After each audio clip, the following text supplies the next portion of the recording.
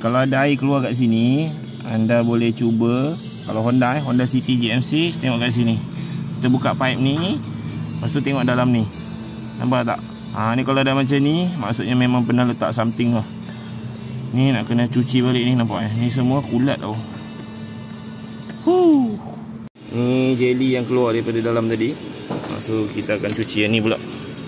So, kita bawa tarik keluar pipe ni. Dan so kita gunakan gun untuk tembak. Dan jom. Tu dia. Tembak slow-slow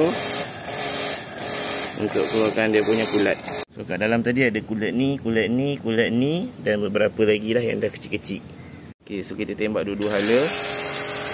So lepas kita cuci, kita boleh nampak dalam tu dah bersih. Dah tak ada apa-apa dah. Dalam ni pun dah tak ada apa-apa dah. Bersih.